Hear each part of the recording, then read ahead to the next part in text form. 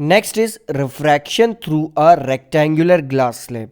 अगर एक लाइट एक रेक्टेंगुलर ग्लास स्लैब से पास होती है तो वो किस टाइप से रिफ्रैक्शन शो करती है, उस चीज़ को हम चेक करते हैं। तो सबसे पहले हम रेक्टेंगुलर ग्लास स्लैब ड्रॉ करेंगे, दैट इज कुछ इस तरह से। उसके बाद उसे मार्क करेंगे ए, बी, सी एंड डी। इसके बाद हम ये देख सकते हैं कि रेक्टेंगुलर ग्लास स्लैब जो है वो एक ग्लास से बना है, तो यहाँ पे दो मीडियम है, एक बाहर वाला मीडियम है दैट इज एयर और एक अंदर वाला मीडियम है दैट इज ग्लास।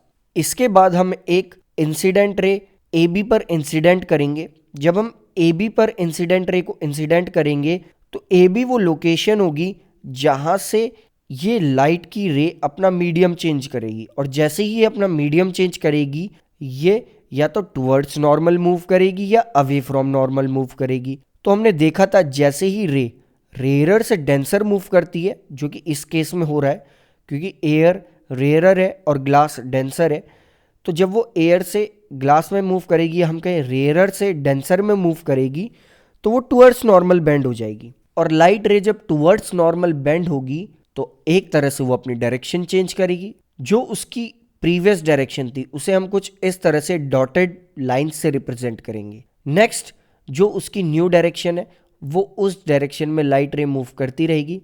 इसके बाद हमने बीच में एक नॉर्मल ड्रॉ करी हुई थी और हम ये नोटिस कर सकेंगे कि एंगल ऑफ इंसिडेंस और एंगल ऑफ रिफ्रैक्शन दोनों एक दूसरे से डिफरेंट है, अलग अलग है, क्योंकि एंगल ऑफ इंसिडेंस ज़्यादा है, एंगल ऑफ रिफ्रैक्शन कम है। नेक्स्ट ये रे ऐसी की ऐसी मूव करती रहेगी, बिल्कुल एंड यानी कि सी डी तक पहुंच जाएगी। अब इसके बाद ये दोबारा ग्लास से वापस एयर में मूव करेगी लाइट रे। तो जैसे ही ये ग्लास से एयर में मूव करेगी तो ये दोबारा अपना मीडियम चेंज करेगी, और अगर ये लाइट रे दोबारा अपना मीडियम चेंज करेगी इसका मतलब इस बार ये डेंसर से रेयरर में जाएगी। ये एक पर्टिकुलर डायरेक्शन में जानी चाहिए थी, लेकिन इस बार ये नॉर्मल से अवे मूव कर जाएगी। अवे मूव करेगी तो हम इसे कुछ इस टाइप से ड्रॉ करेंगे। नेक्स्ट हम एक नॉर्मल भी ड्रॉ करेंगे जिससे हमें पता चले कि ये अवे फ्रॉम नॉर्मल मूव करी है। इसके बाद हम ये देखेंगे कि जो इंसिडेंट रे थी, जो इंसिडेंट रे चली आ रही थी, उसकी जो शुरू की डायरेक्शन थी वो हमने डॉटेड लाइन से रिप्रेजेंट करी थी। और जो ये हमारी थर्ड रे है, पहली रे हमारी होती है इंसिडेंट रे, दूसरी ये मीडियम के अंदर वाली एक रेक्टेंगुलर ग्लास स्लैब में होती है रिफ्रैक्टेड रे, और जो तीसरी इस ग्लास स्लैब से बाहर निकलती है रे उसे हम कहते हैं एमर्जेंट रे। तो ये जो लास्ट वाली रे है एमर्जेंट रे, ये जो इंसिडेंट रे की डायरेक्शन है दैट इज ये डॉटेड लाइंस इसके पैरेलल है।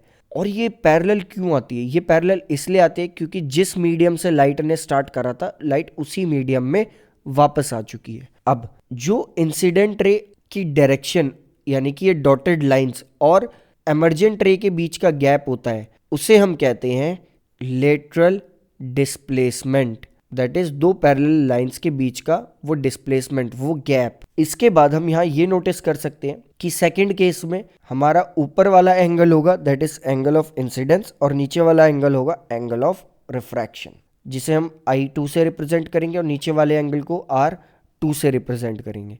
यहाँ से हम ये कह सकते हैं कि एंगल R1 और I2 दोनों बराबर होंगे, और इसी रीज़न की वजह से I1 और R2 ये दोनों भी आपस में इक्वल होंगे, जिन्हें हम आगे रिफ्रैक्टिव इंडेक्स में अच्छे से समझेंगे। तो हमने देखा कि जब भी रेक्टेंगुलर ग्लास स्लैब से अगर एक लाइट रे पास होती है तो जिस डायरेक्शन में उसने स्टार्ट करा था यानी कि इंसिडेंट करा था उसी डायरेक्शन में उसकी एमर्जेंट रे भी होती है, बट वो थोड़ी सी अपनी लोकेशन से शिफ्ट हो जाती है, क्योंकि यहाँ पर दो बार रिफ्रैक्शन होता है, एक बार जब लाइट एयर से ग्लास में आती है और दूसरी बार जब लाइट दोबारा ग्लास से एयर में जाती है।